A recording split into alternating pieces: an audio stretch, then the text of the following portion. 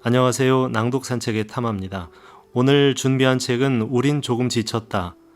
정신과 전문의 박종석 씨가 포르체 출판사에서 출간한 책입니다. 지난 시간에 책의 앞부분을 좀 소개해드렸고요. 나머지 부분을 오늘 마저 소개해드리겠습니다. A군 인격장애는 편집성 인격장애, 분열성 인격장애, 분열형 인격장애로 분류된다. 편집성 인격장애를 가진 사람은 기본적으로 의심이 아주 많다. 타인은 물론이고 자기 스스로를 의심하는 통에 항상 자신이 없고 부정적이다. 팀 프로젝트를 할 때도 정보 공유를 꺼리는 경우가 많고 다른 사람이 자신을 칭찬해도 그 의도를 의심한다. 회사 밖에서도 매우 피곤한 삶을 산다. 아주 작은 손해도 부당하다고 여겨서 참지 못한다. 그 부당함이 자신을 무시해서 생긴 일이라고 믿기 때문이다. 편집성 인격장애의 특징은 충분한 근거 없이 타인이 나를 이용하거나 피해를 준다고 의심한다. 동료를 믿지 못한다. 칭찬을 받아도 그 이면에 비꼼이나 비웃음, 비난을 찾으려고 한다. 작은 일에도 원한을 품고 끝까지 기억한다. 주위에 편집성 인격 성향을 가진 사람이 있다면 어떻게 대처해야 할까? 첫째, 대화는 짧고 간결하게 필요한 말만 전달한다. 대화에 그 사람의 의견이나 평가, 감정이 조금이라도 섞이면 자신이 비난하고 있다고 착각하기 때문에 정확하고 객관적인 사실에 근거해서 이야기하는 것이 좋다. 더 좋은 방법은 가급적 대면하지 않고 문서로 의사를 전달하는 것이다. 두 번째, 도발에 넘어가지 않도록 한다. 편집성 인격 성향을 가진 사람과 언쟁을 할 경우에는 이들의 꼬투리를 잡는 행위나 의심에 욱해서 화를 내서는 안 된다. 갑자기 치밀어 올라 감정적인 대응을 한다면 이들은 폭력적으로 돌변해 공격적인 언행을 할 수도 있다. 그러니 사실을 분명히 확인해 볼 것을 강조하자. 세 번째, 투명하게 모든 것을 공개한다. 편집성 인격 성향을 가진 사람은 다른 사람의 말을 믿지 않는다. 눈에 보이는 증거와 자료, 공적이고 객관적인 사실만을 신뢰한다. 그러니 자료의 출처까지 투명하게 밝히고 그 자료의 검색까지 이들 본인이 스스로 하게 하는 것이 좋다. 자신이 의심하고 싶은 만큼 그냥 놔두는 것이다. 분열성 인격장애와 분열형 인격장애는 비슷하면서도 다른 측면이 있다. 분열성 인격장애를 가진 사람은 사회적 관계를 형성하는 데 무관심하다. 심리학적 의미에서 살펴보면 대인관계에 대한 욕구가 없고 타인을 기피하며 감정 표현을 거의 드러내지 않는 극도로 내성적인 사람을 일컫는다. 타인의 일에 관여하지 않고 마치 세상을 혼자 살아가는 듯 동떨어져 지낸다. 이들은 직장을 갖지 못하는 경우가 많은데 타인과 연결돼 일하는 것을 극도로 힘들어하기 때문이다. 오타쿠, 히키고모리로 불리는 사람들이 분열성 인격장애를 가진 사람과 비슷한 형태를 보인다고 한다. 사회적 고립이라는 공통점과 더불어 감정적 고립에 빠져 지낸다. 분열성 인격장애의 특징은 항상 혼자 있는 것을 더 편하게 여긴다.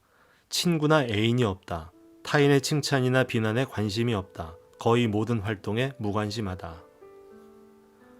분열형 인격장애가 분열성보다 조금 더 망상적이고 자신의 세계에 더 깊이 빠져 있다고 보면 되는데 분열형이 조금 더 병적이고 치료가 필요한 장애라고 할 수 있다.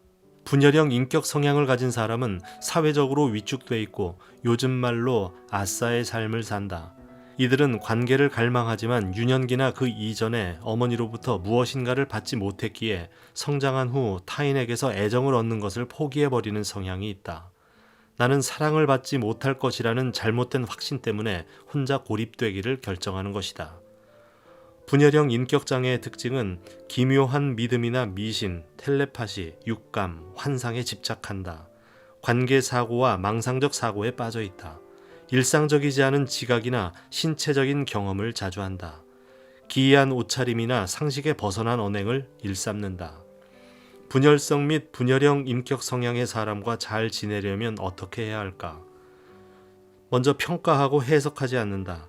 이들에게 필요한 것은 인내심이라기보다는 공감적인 수용이다. 이들을 이해하기가 너무 어렵다면 차라리 침묵하는 것이 낫다. 그러면 최소한 적은 되지 않는다. 두 번째, 말보다는 행동으로 다가간다. 사회적 정서적으로 위축되어 있는 사람들은 대화를 두려워하는 성향이 있다. 메일처럼 글로 써서 소통한다거나 작은 선물이나 간식을 주며 간접적인 의사 전달을 하는 것도 좋다. 이들의 말과 행동에 긍정적인 제스처를 자주 보여주고 엄지손가락을 들어 보이면 이들은 당신을 오래도록 잊지 않고 기억할 것이다. 세 번째, 이들의 세계에 조금이라도 들어가 보자. 친해지고 싶다고 이들을 섣불리 회식에 데려간다거나 다른 사람들과의 모임에 참석을 권유하는 것은 역효과를 낳는다. 이들과 사귀려면 반대로 내가 그 사람의 세계에 들어가야 한다. 비군 인격장애는 반사회적 인격장애, 자기애적 인격장애, 연극성 인격장애, 경계성 인격장애 네 가지로 분류된다. B군 인격 성향을 가진 사람은 기본적으로 A군 성향을 가진 사람과 큰 차이가 있다. A군을 한마디로 외로운 아웃사이더, 외톨이라고 표현할 수 있다면 B군은 인싸가 되고 싶어 애쓰는 사람들이기 때문이다. B군 인격 성향을 가진 사람들의 시선은 언제나 나보다 타인을 향해 있다. 타인의 시선과 평가로 자신의 모습을 점수 매긴다. 이들은 자존감이 낮고 외적인 것에 집착한다. 반사회적 인격장애에 속하는 대표적인 예로는 사이코패스와 소시오패스가 있다. 이들의 공통점은 공감 능력이 없고 공감할 의지도 전혀 없으며 지극히 자기중심적이라는 것이다. 반사회적 인격 성향을 가진 사람과는 의미 있는 대화는 물론 싸움조차 성립이 되지 않는다. 이들은 자신의 행동이 잘못되었다는 생각을 전혀 하지 못하며 그로 인해 남이 큰 피해를 입었다고 해도 그 사실에 관심이 없다. 이들의 관심사는 오로지 자신뿐이다. 이들에게 신경 쓰이는 것은 양심에 거슬리는 감정이 아니라 자신의 거짓말이 들키느냐, 들키지 않느냐 하는 것이다. 이런 성향의 사람은 자신이 우주의 중심이며 유일무이한 소중한 존재이기에 타인의 아픔과 상처 등은 전혀 관심이 없다. 이들은 자신의 이익이나 손해에 무척이나 민감하다. 아주 사소한 것에도 복수심을 가지며 한번 적개심을 품으면 매우 집요하게 행동한다. 특히 자신보다 약하고 쉽게 이용할 수 있는 대상을 교묘하게 선택한다. 사이코패스, 소시오패스와 같이 반사회적 인격장애가 정확히 어떤 기준으로 구별되는가 차이점을 설명해 보자면 소시오패스는 반사회적 인격장애의 범주에 해당되지만 선악이나 범죄에 대한 인지를 어느 정도는 한다는 점에서 사이코패스와 구별된다. 인간으로서 최소한의 양심은 있고 행동의 심각성도 사이코패스보다는 덜한 편이다. 우리나라 영화를 예로 들자면 추적자에서 하정우가 연기한 연쇄살인범 지영민이 사이코패스고 내부자들에 나오는 비리 정치인이나 갑질하는 재벌은 소시오패스라고 할 수 있겠다. 극단적인 이런 부류의 인격장애를 제외하고 정도가 경미한 초기 단계의 반사회성을 보이는 사람은 반사회적 인격 성향이라고 생각하면 된다. 반사회적 인격장애의 특징은 사회 규범이나 도덕적 기준에 관심이 없고 죄책감을 느끼지 못한다. 자신의 이익을 위해 상습적으로 거짓말을 한다. 충동적이고 즉흥적이며 공격적이다. 남에게 해를 끼치고도 양심에 거리낌이 없으며 그 이유를 합리화한다. 이렇듯 타인의 고통에 공감하지 않는 반사회적 인격 성향을 가진 사람과 잘 지낼 수 있을까? 이런 성향의 사람과 잘 지낼 수 있는 방법은 없다. 가깝게 지내다가는 오히려 큰 곤경에 빠질 수 있다. 공감 능력과 양심이 없는 이들은 언젠가는 반드시 법적 사회적 무리를 일으킨다. 쉽지 않겠지만 최대한 이들과 엮이는 것을 피해야 한다. 이들을 대할 때 중요한 것은 원칙과 단호함이다. 자신은 절대 그런 불합리함에 넘어가지 않겠다. 눈 감아주거나 함께하는 일이 없을 것임을 강하게 표현해야 한다. 인격장애를 통틀어 우리가 주변에서 가장 쉽게 찾아볼 수 있는 유형이 자기애적 인격장애다. 나르시시스트를 한마디로 말하자면 잘난 척쟁이라고 할 수 있다. 이들은 항상 말이 많고 과장된 표현을 좋아하며 어떤 일에 대해 확대 재생산하거나 극적으로 말하는 것을 좋아한다.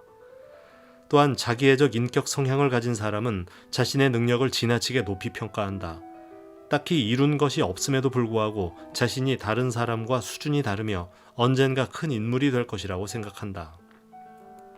경계성 인격 성향을 가진 사람은 감정의 기복이 심해서 생각이 매우 불안정하고 잘못된 행동을 하면서도 죄책감을 갖지 않는다. 공감 능력이 없기 때문이다. 두 가지 유형으로 구분할 수 있는데 하나는 무감각형 자기애이고 다른 하나는 과민형 자기애다. 자기애적 인격장애를 대표하는 인물로는 카사노바와 돈 후안을 꼽을 수 있다. 이들은 화려한 언변으로 좌중의 이목을 끌고 여성 편력이 심하기로 이름이 높았다. 두 사람은 자신의 외모와 사회적 지위에 열등감이 있었는데 고상하고 아름다운 귀부인들이 남편이 있음에도 불구하고 자신들에게 매달려 구애하거나 자신의 요구대로 행동하는 것에 쾌감을 느꼈다. 하지만 이들이 피상적으로 느끼는 쾌감과 달리 내적으로는 깊은 공허감에 괴로워했으며 심각한 우울증에 시달리기까지 했다. 이러한 공허감을 충족하기 위해 이들이 택한 방법은 또다시 타인에게 새로운 칭찬과 관심을 받으려고 애쓰는 것이었다. 이들은 의식적으로 자신에 대한 한결같은 믿음이 있고 매우 일관된 모습을 보인다. 나는 너무 소중하다. 나는 사랑받아야 마땅하다. 나는 성공할 거야 라는 식의 자기 암시가 이들을 우울증으로부터 보호해준다. 무의식적인 불안과 자신의 진정한 내적 열등감을 마주할 때는 이런 가짜 자존감이 무너져 버리겠지만 적어도 그 전까지는 자존감을 유지할 수 있다.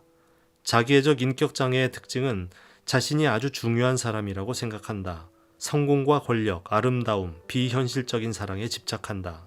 거만하고 잘난 척하며 지나친 존경을 주변에 요구한다. 타인이 자신을 질투하고 있다고 믿는다.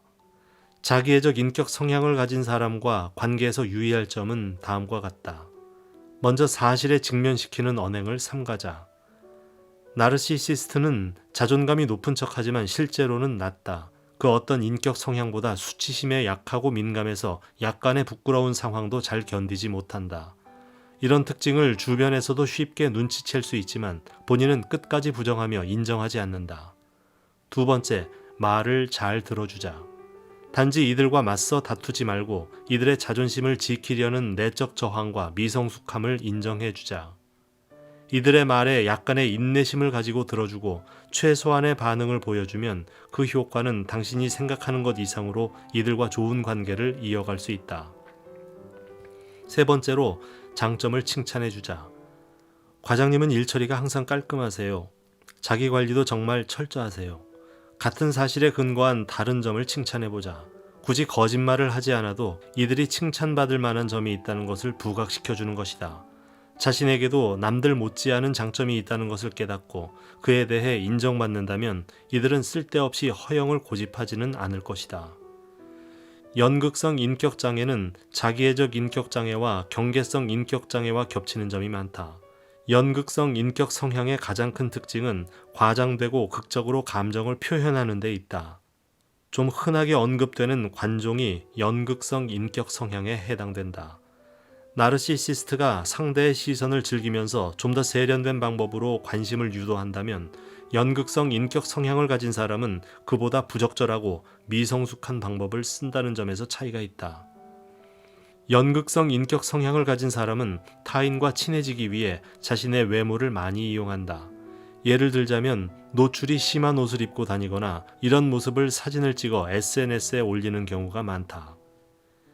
다행인 것은 이들의 갑작스러운 행동이 분위기를 흐리고 사람들을 민망하게 만들기는 하지만 딱히 주변에 큰 해를 끼치지는 않는다는 점이다.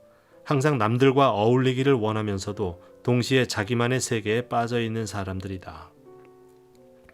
연극성 인격장애의 특징은 자신이 관심을 받지 못하면 속상해한다.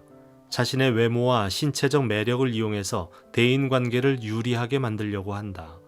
자신에게 일어난 일을 과장되고 극적으로 해석해서 표현한다. 타인의 말에 쉽게 영향을 받는다. 이들과의 대인관계에서 기억할 점은 대놓고 지적하거나 공격하지 않는 것이다. 이 점만 지킨다면 이들이 당신을 미워할 일은 거의 없고 관계 유지를 위한 특별한 노력을 기울이지 않아도 된다. 경계성 인격장애에서 말하는 경계란 정상의 범주와 병적인 영역을 가르는 일종의 선이다. 비군 인격장애뿐만 아니라 전체 인격장애에서도 가장 눈여겨봐야 할 집단이 이 경계성 인격이다.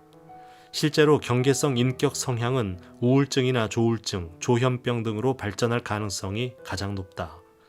경계성 인격 성향을 대표하는 가장 중요한 특징은 유기불안과 불안정성이다.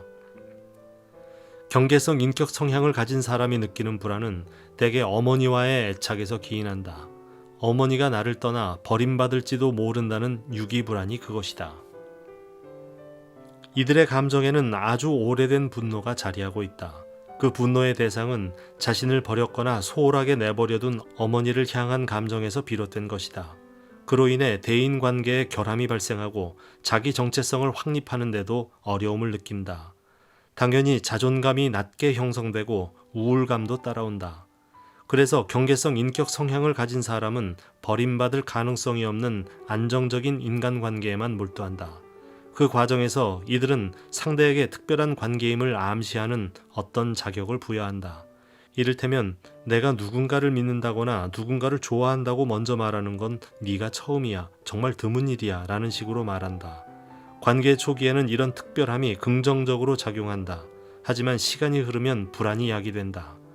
이 말에 담겨있는 속뜻은 그러니까 너는 절대 나를 배신해서는 안 돼 이기 때문이다. 매우 예외적이지만 경계성 인격 성향인 사람에게 매력을 느끼는 사람들도 있다. 보호 본능이나 모성애가 작동하면서 마치 자신이 구원자가 돼 그 사람을 치유해주고 싶다는 생각이 드는 것이다. 이를 구조 환상이라고 한다. 트라우마로 인해 과거에 갇힌 그 사람의 내면적 어린아이를 자기가 구출할 수 있다는 이 착각은 언뜻 숭고하게 보인다. 내가 아니면 누가 그 사람을 감당할 수 있겠어. 그 사람은 나 아니면 안 돼 라는 식의 생각을 하는 것이다. 실제 경계성 인격 성향 여성과 나르시시즘 남성의 조합은 의외로 안정적인 관계를 이어가는 사례가 적지 않다. 서로의 니즈를 맞춰주고 수용해주며 서로의 치료자가 되어주는 것이다. 경계성 인격 성향을 가진 사람이 자주 사용하는 미성숙한 방어 기제가 몇 가지 있는데 가장 두드러진 것이 분열이다. 주변 인물을 선과 악의 흑백 논리로 구분하는 것이다. 아주 좋은 사람과 나쁜 사람이 있을 뿐 중간이 없다. 경계성 인격 성향이라는 명칭을 놓고 볼 때 이렇게 선을 그어놓고 두 가지 영역을 왔다 갔다 하는 분열적 증상이야말로 이 성향에 가장 부합되는 특징이라고 할 수 있다. 이런 불확실성과 불안정성이 경계성 인격 성향의 두드러진 특징이다.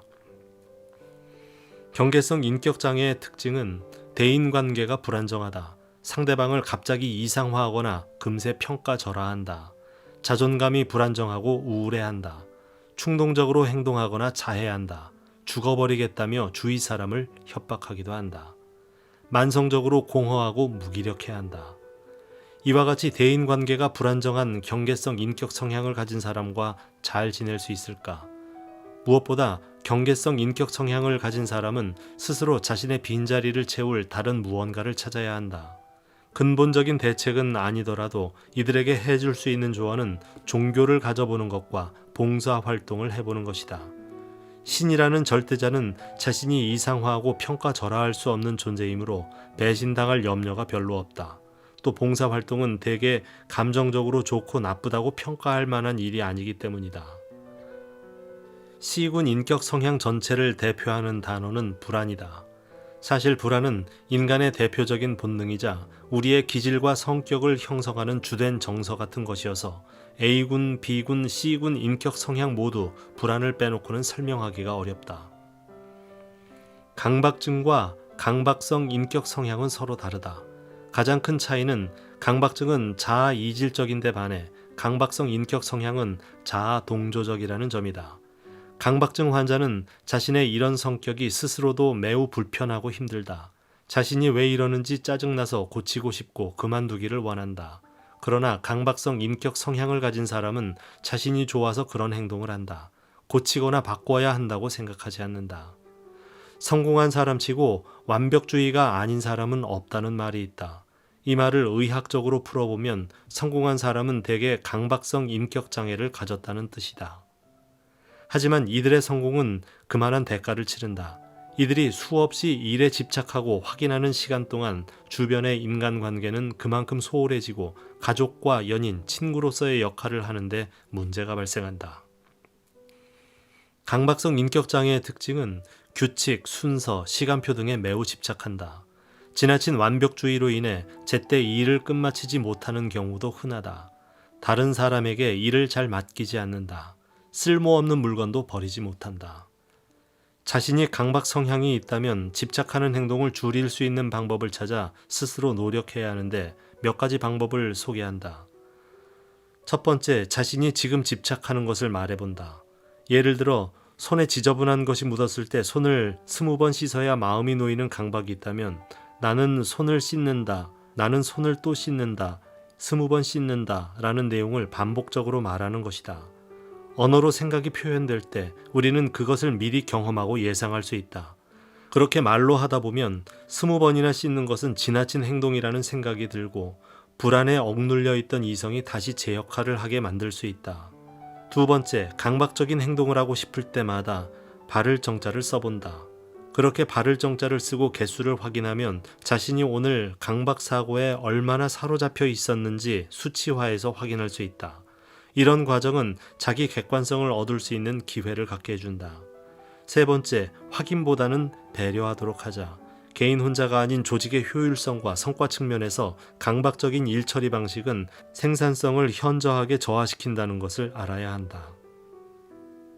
회피성 인격장애는 자기애적 인격장애와 정확히 반대다. 회피성 인격을 가진 사람은 주목받는 것을 싫어한다. 기질을 구성하는 기준 가운데에는 새로움 추구와 위험 회피 등이 있다. 심리학적 의미에서 새로움 추구는 모두가 예라고 할 때 아니요라고 답할 수 있는 기질이다. 반대로 위험 회피는 항상 다수의 의견에 따르며 묻어가려는 기질이다. 회피성 인격 성향을 가진 사람은 위험 회피 기질이 지나치게 높고 새로움 추구 기질이 매우 낮다. 이들을 이해할 수 있는 핵심은 바로 거절에 대한 두려움이다.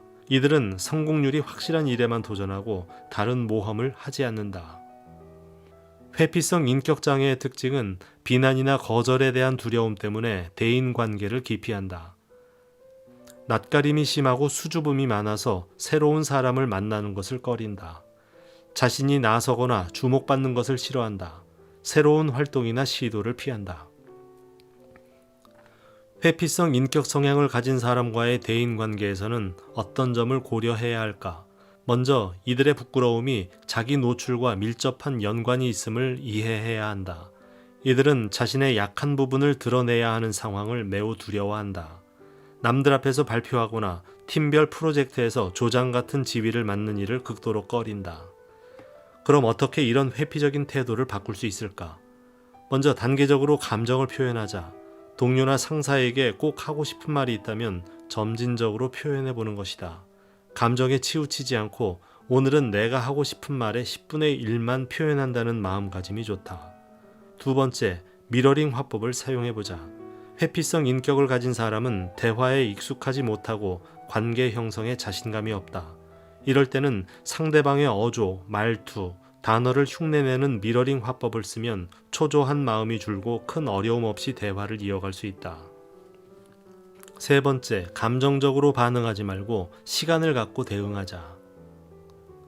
의존성 인격장애 성향을 가진 사람의 대표적인 특징은 혼자 있기를 불안해하는 것이다. 의존성 인격 성향을 가진 사람은 혼자서는 자기 자신을 지킬 수 없고 누군가의 도움이 필요하다고 생각한다. 마치 어린아이처럼 말이다. 대학 진학, 취업, 결혼 등 자기 인생의 중요한 일에 대한 의사결정을 타인에게 전가하고 책임질 것을 요구하는 성향이 있다.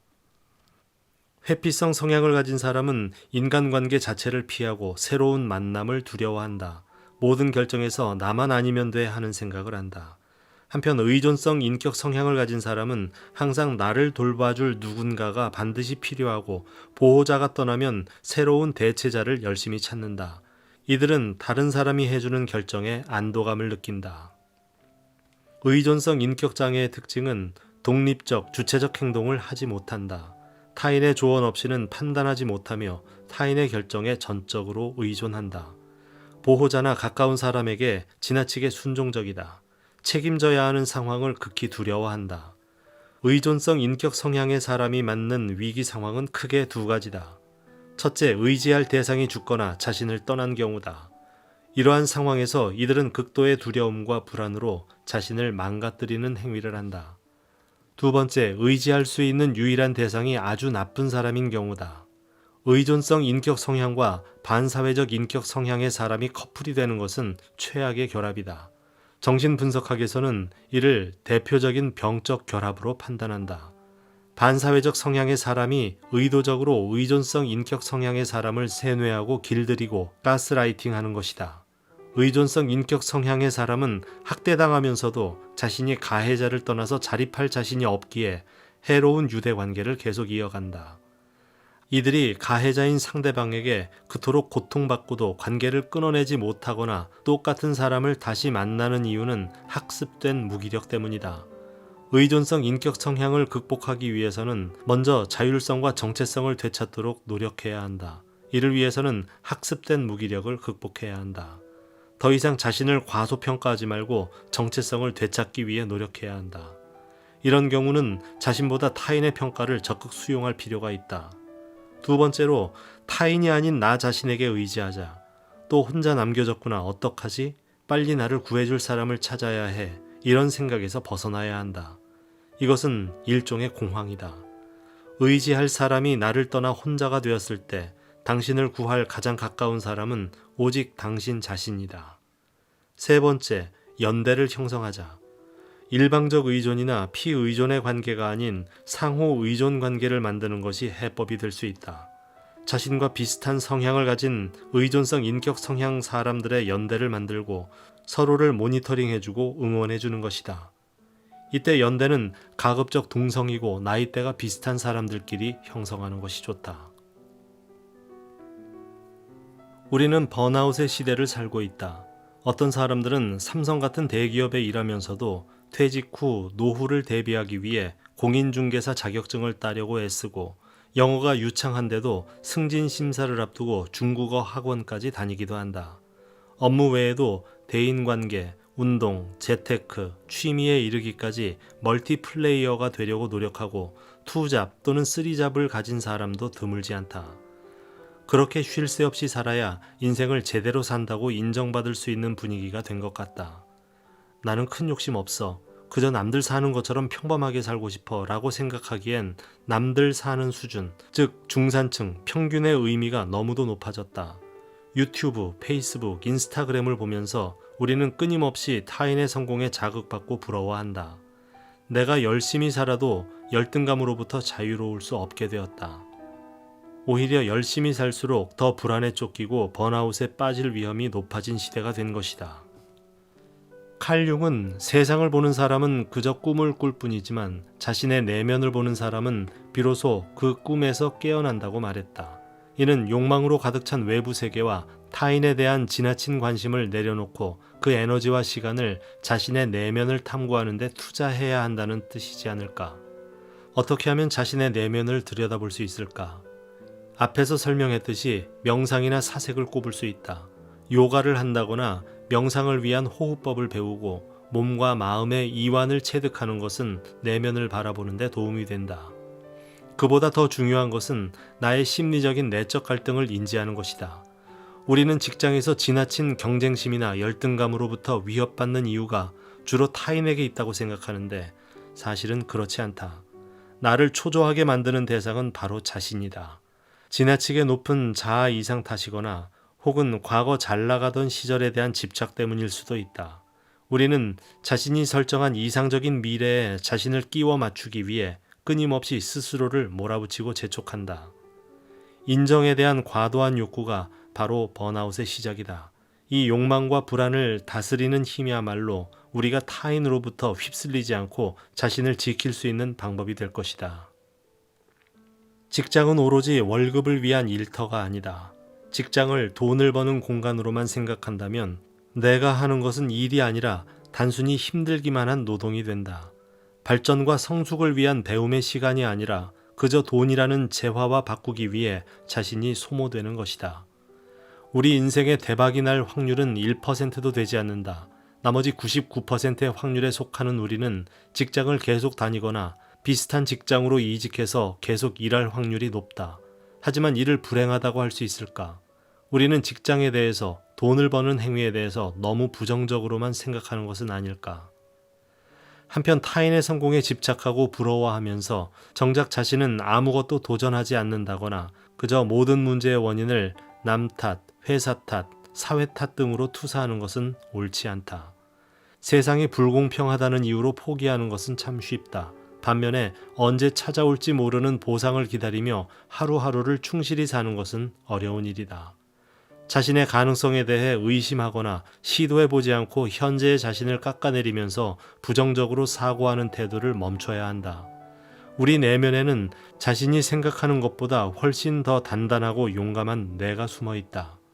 생계를 유지하고 가족을 부양하기 위해 경력을 쌓아 목표 한 발을 이루기 위해 대출금이나 빚을 갚기 위해 직장이라는 삶의 현장에서 계속 달리고 있는 우리 모두는 박수받을 자격이 충분하다. 중요한 것은 자신에 대한 믿음과 애정을 멈추지 않는 것이다.